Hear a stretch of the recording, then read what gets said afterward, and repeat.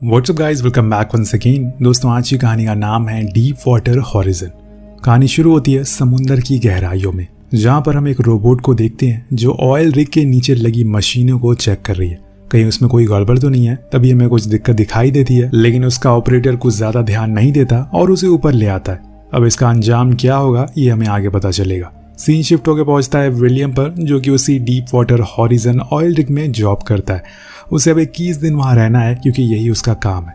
इसके बाद हम एड्रियाना को देखते हैं, वो भी वही काम करती है। अब सभी लोग चॉपर से साइड के लिए रवाना होते हैं और इनमें जिमी हेराल नाम का भी एक शख्स होता है जिसके ऊपर वहां काम कर रहे सारे वर्कर की जिम्मेदारी होती है। इसलिए वो खुद को थोड़ा ज्यादा बिजी रखता है ताकि दूसरों की जान की कोई मुसीबत ना आए। कुछ देर के बाद वो लोग उसी साइड पर पहुंचते हैं जो कि समुद्र के बीच में, और यहाँ से दुनिया का 40% क्रूड ऑयल निकाला जाता है और इसीलिए इसे शहर से मीलों दूर बनाया गया है क्योंकि इसमें खतरा भी उतना ही है। वहां पहुंचने के कुछ देर बाद जिमी को पता चलता है कि मेंटेनेंस टीम अब घर जा रही है, लेकिन उनका काम अभी पूरा नहीं हुआ है और इसीलिए वो उन पर गुस्सा करता है। इसके बाद वो और माइक साइड की बहुत चीजों की टेस्टिंग करते हैं और उसमें उन्हें फायर अलार्म, टेलीफोन लाइन, बहुत सी चीजें खराब मिलती है। इसलिए वो फौरन एक मीटिंग बुलाते हैं और सभी को इस बारे में बताते हैं, लेकिन एग्जीक्यूटिव उन्हें बताता है कि हम लोग पहले ही डेडलाइन से 45 दिन पीछे चल रहे हैं, इसलिए हमें अपने काम पर फोकस करना चाहिए। लेकिन तभी माइक उन्हें बताता है कि पूरी ऑयल रिग पे 309 तरह की मशीन खराब हो चुकी है, जिससे खतरा भी हो सकता है और इसमें हमारी जान भी जा सकती है।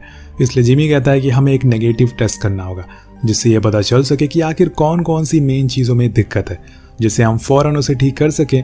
पर उसके जाने के बाद माइक के पास एक आदमी आता है जो उसे कहता है कि हम लोग ये टेस्ट करके अपना टाइम खराब कर रहे हैं, इससे अच्छा है कि हम अपना काम पे फोकस करें।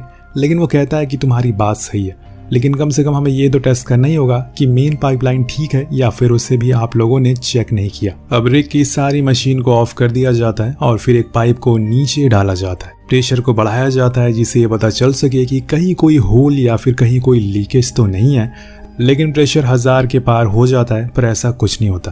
लेकिन यहाँ हम पानी में कुछ अजीब सी गतिविधियों को महसूस करते हैं जो किसी खतरे की ओर संकेत कर रही थी। लेकिन ऊपर वालों को इस बारे में कोई जानकारी नहीं थी, इसलिए वो लोग सारी चीजों को ऊपर खींच लेते। यहाँ जिमी पे कुछ लोग चिल्लाते भी हैं कि तुमने बस हमारा टाइम वेस्ट कर दिया। यहाँ हमें एक चीज गौर करनी चाहिए कि पाइप ऊपर खींचने के बावजूद प्रेशर कम नहीं हो रहा था, पर मिस्टर वेंड्रेन अभी भी कॉन्फिडेंट थे उनकी मशीन में किसी तरह का कोई भी दिक्कत नहीं है। इसलिए वो वहां से चले जाते हैं और विलियम और जिमी भी अपने रूम में आ जाते हैं। लेकिन कुछ समय के बाद अब मशीन का प्रेशर कम होने के बजाय बढ़ता जा रहा था, जो किसी बड़े खतरे की ओर इशारा कर रहा था जिस बारे में सब अनजान है। उधर माइक अपनी वाइफ से बात कर रहा था और थोड़ा रिलैक्स करने के लिए वो सोने चला जाता।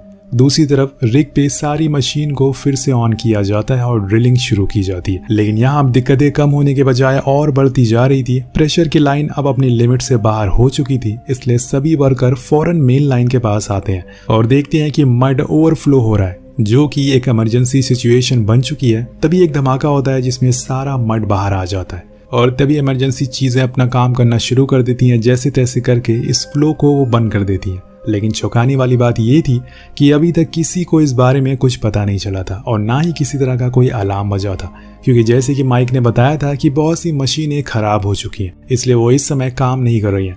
लेकिन यहाँ भी खतरा टला नहीं था। अब प्रेशर 4000 के पार पहुंच जाता है और इस बार इतनी तेज धमाका होता है कि वो आसमान तक पहुंच जाता है। इसके बाद हम मिस्टर विंड्रेन को देखते हैं जो एक वर्कर के साथ साइड पे घूम रहे थे, लेकिन तभी उन्हें कुछ आवाजें सुनाई देती है। अब यहाँ उनके साथ वाले वर्कर को क्रूड ऑयल ऊपर आते हुए दिखता है। वहाँ लीकेज हो रही थी और ये बात वो अपने सीनियर को बताता है। लेकिन इससे पहले कि वो कोई एक्शन लेते, एक बहुत बड़ा धमाका होता है और ये वाला अभी तक का सबसे बड़ा था, जिसमें कई लोग घायल भी हो जाते हैं और पूरी साइड बर्बाद होने लगती है। फाइनली गैस अलार्म बज जाता और इसकी खबर माइक को भी लग जाती है, क्योंकि सभी के रूम की लाइट्स अब ब्लिंक करना शुरू हो गई थी। मिस्टर विंडरसन जैसे तैसे खुद को सॉइल प्रेशर से अलग करते हैं, लेकिन अगर उन्होंने पहले माइक की बात सुन ली होती तो शायद आज ये नहीं होता। अब इन्हें कैसे भी करके इसे ठीक करना होगा, वरना ये इस चीज को ना भूलें कि ये क्रूड ऑयल के ऊपर खड़े हैं। अगर जरा सी भी चिंगारी लगी तो पूरा समुंदर जलना शुरू हो जाएगा। उधर एड्रियान उस ओशियन कोस्ट गार्ड को मैसेज देना शुरू करती है कि हम लोग इमरजेंसी सिचुएशन में है, लेकिन उसका सीनियर उसे ऐसा करने से रोकता है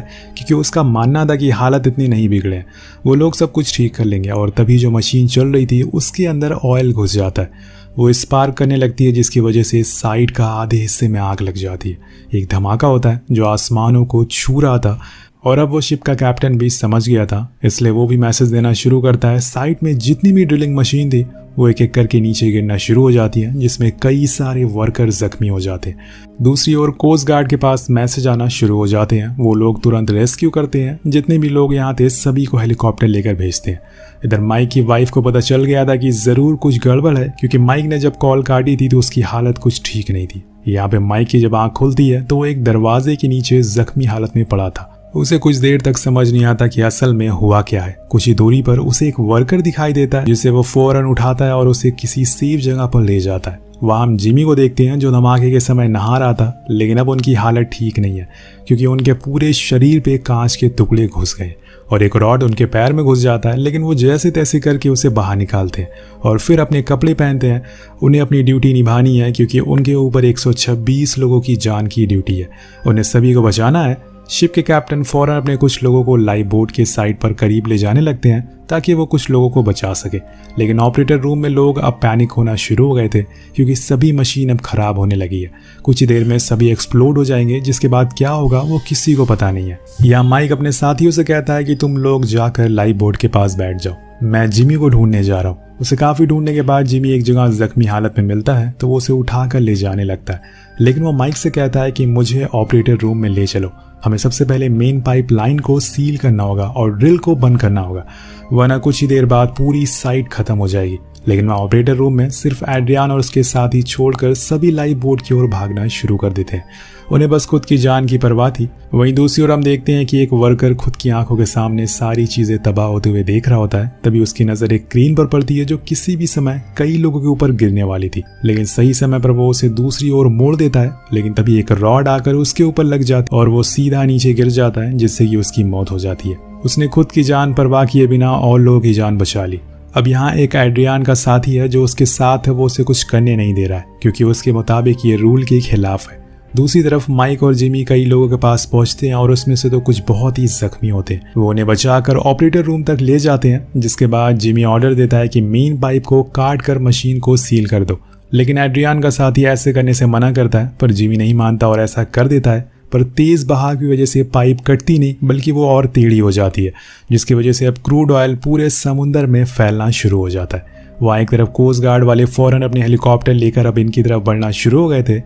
ऑपरेटर रूम में जिमी एक बार और कोशिश करना चाहता है, लेकिन पाइप काटने के लिए लाइन नहीं थी। वो कहता है कि हमारे पास एक जनरेटर है, पर एड्रियाना उसे बताती है कि वो तो दूसरे केबिन में रखा हुआ है, जहाँ तक पहुँच पाना थोड़ा मुश्किल होता है। वह मैक्सिको में माइक की वाइफ को बड़ी ही देर बाद लेकिन इस बारे में जानकारी मिलती है कि माइक खतरे में और उसका बच पाना बहुत ही मुश्किल है। लेकिन यहाँ माइक अभी भी खतरों से खेल रहा है। वो आग के बीच से होते हुए दूसरी ओर जाता है, लेकिन इतने फ्लेम के बीच से गुजर पाना मौत को गले लगाने के बराबर था। उनके पास अब कोई दूसरा ऑप्शन नहीं है, इसलिए वो आखिरकार पहुंच जाता है और उस स्टैंड बाई जनरेटर को ऑन करता है, जिससे कि पावर वापस आ जाती है और एक बार फिर से जिमी मेन पाइप सील करने की कोशिश करता है, लेकिन फिर से पावर चली जाती है।